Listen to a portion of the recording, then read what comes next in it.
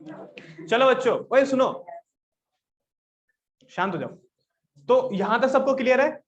ठीक है, यहां तक हमने सॉल्व करके क्या लेकर के आ गए, यहां तक हमने सॉल्व करके एक क्वाड्रेटिक इक्वेशन फॉर्म कर दी। लेकिन ध्यान रखना, इस क्वाड्रेटिक इक्वेशन को सॉल्व करने के लिए आपको चाहिए होंगे दो मेथड, कोई से भी दो मेथड जिससे किसी भी क्वाड्रेटिक इक्वेशन को सॉल्व किया जा सकता है।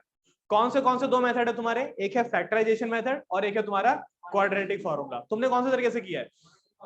क्वाड्रेटिक फॉर्मूला से। अब फैक्टराइजेशन से ट्राई करते हैं एक बार, फैक्टराइजेशन से ट्राई करेंगे यार, ट्राई करते हैं। कर लिया? कितना आ रहा? उतना ही आ रहा? चलो ठीक है, तो 4n स्क्वायर प्लस में 5n माइनस में 450 बराबर में कितना? 0। जिसको नहीं पता फैक्टराइजेशन मेथड कैसे अप्लाई किया जाता है, प्लीज बोर्ड पे कंसंट्रेशन बनाए रखिए। बिल्कुल सही बच्चों, यहां पर क्या लिखा है पढ़ के बताओ। और यहाँ पे क्या लिखा हुआ है? दोनों को मल्टीप्लाई कर दो। 4 नहीं मत करो उतना, मतलब कैजुअली बोल रहा हूँ, मल्टीप्लाई मत करना। दोनों को लिख दिया ऐसे करके, ठीक है। यह है शुरुआती कोएफिशिएंट और यह है एंड कोएफिशिएंट, दोनों को लिख दिया। अब क्या करना है, वो सारे नंबरों के हमको पेयर ढूंढने हैं, उन सारे नंबर के हमको पेयर ढूंढने हैं और उनसे किसी एक को सेलेक्ट करना है, उनमें से किसी एक को सेलेक्ट करना है जिसको जोड़ करके या फिर घटा करके ये बीच वाला नंबर क्या बनता हो? 5 बनता हो। देखो बहुत शॉर्टकट तरीके से हो जाएगा। इधर देखो बच्चों, 450 को लिख सकते हैं 45 इंटू में 10। अच्छा, ये जो बाकी बाहर खड़ा हुआ 4 है, इसको 10 से मल्टीप्लाई कर सकते हैं। ये हो जाएगा 45 इंटू में 40। अब इसको मल्टीप्लाई करके वही आएगा जो कि 4 और 450 को मल्टीप्लाई करके आएगा। मानते हो इतना? अच्छा, मल्टीप्लाई करने की जरूरत नहीं है, बस इतना देखो कि इनको जोड़ करके या फिर घटा करके 5 आ रहा है कि नहीं आ रहा। आ रहा है तो बस हो जाएगा। तो ये हो गया 4n स्क्वायर। तो अगर मैं 45n में से 40n माइनस कर दूंगा तो 50n मिल जाएगा, 5n मिल जाएगा। और माइनस में क्या चल रहा है तुम्हारा? 450 बराबर में किसके? 0। कॉमन लो, क्या कॉमन ले सकते हो? करण बात मत कर, हाँ चुपचाप बैठ। क्या कॉमन ले सकते हो? सिर्फ एनी कॉमन ले सकते हैं। अबे 4 कॉमन मत ले लेना, यहाँ पे देख के अकेला 5 रह जाएगा वहां पे। तो n कॉमन ले लिया, अंदर कौन रह गया? 4n प्लस 45 माइनस में बच्चों यहां से क्या कॉमन ले सकते हो? क्या? 10। अंदर कौन रह जाएगा? 4n प्लस 45 किसके बराबर? अच्छा, अब 4n प्लस 45 और n माइनस 10 बराबर में कितना? 0। अब या तो ये बराबर 0 या तो ये बराबर 0। अरे बच्चों शोर मत करो।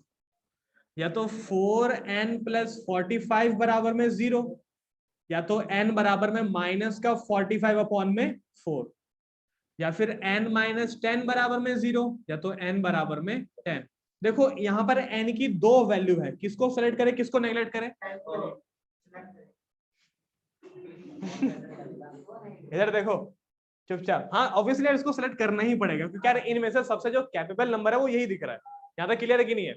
अब ध्यान से सुनना, ध्यान से सुनना। इसको रिजेक्ट क्यों किया गया है? देखो दो कारण से, दो कारण से। सबसे पहला, किसी भी तरह के पोजीशन को हम पॉइंट में तो नहीं गिन सकते कि यार क्या कहते हैं, मैं कैसे बोल सकता मैं पहली पोजीशन पे आया हूँ, मैं दूसरी पोजीशन पे आया हूँ, या फिर ऐसे तो नहीं बोल सकते मम्मी मम्मी देखो मैं क्लास में 1.5 पोजीशन पे आया हूँ।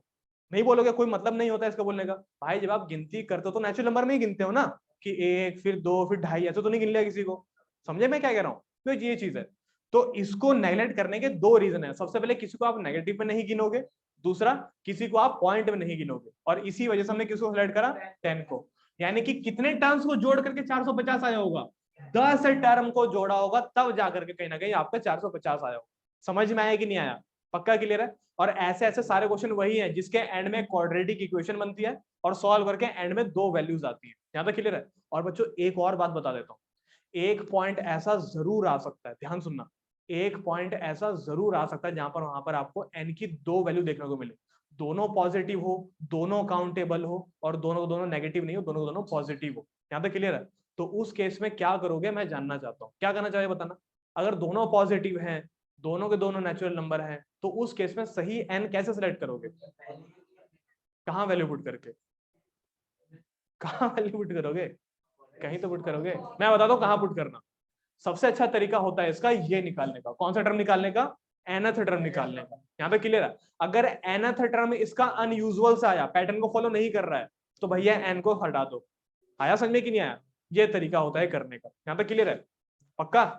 अच्छा, एक ऐसा हो सकता है जहां पर आपकी n की 2 वैल्यू आ रही हो और दोनों को दोनों सिलेक्टेबल हो सकता है ऐसा? n की 2 अलग अलग वैल्यू आ रही हो, दोनों के दोनों नेचुरल नंबर हो और दोनों को दोनों सिलेक्ट किए जा सकते हो सकता है ऐसा पॉसिबल? बताओ, दिमाग लगाओ, थोड़ा सोचो तो सही। हाँ हो सकता है, हो सकता है। बताओ कैसे करके? बताओ कैसे करके n की 2 वैल्यू आ जाए और दोनों के दोनों एकदम पॉसिबल हो, ऐसा हो सकता है क्या कभी? अरे हो सकता है, दिमाग लगाओ एक बार। नहीं सेम नहीं, अलग अलग।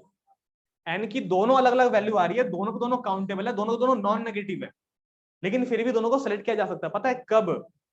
जब उस एपी में 0 भी आता हो। नहीं समझे? मैं बताता हूं कैसे करके, ध्यान से देखना। मैंने लिखा 0 2 4 6, सबको दिखाई दे रहा है? ठीक है बच्चों, बताना है इसके पहले 4 टर्म का सम कितना आएगा? बताओ, देखिए बताओ। 12।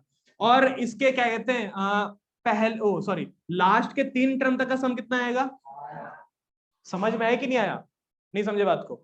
इसको अगर उल्टा लिखो तो थोड़ा ज्यादा सेंस बनाता है ये, ऐसे करके, जैसे 6 4 2 0। बच्चों अगर आप पहले के 4 टर्म जोड़ोगे तो 12 आ जाएगा, और पहले के 3 टर्म जोड़ो तब भी 12 आ जाएगा। बात समझ में आई कि नहीं? यानी कि पॉसिबल हो सकता है कब? जब एपी में क्या आ जाए? 0 आ जाए। लेकिन क्योंकि ये बहुत ही रेयर केस है, तो ऐसा आना कभी कभी पॉसिबल है, कभी कभी पॉसिबल नहीं। क्लियर है? सबको पक्का समझ में आ गया? तो अपना होमवर्क देखिए बच्चों, कहां से कहां तक करना है।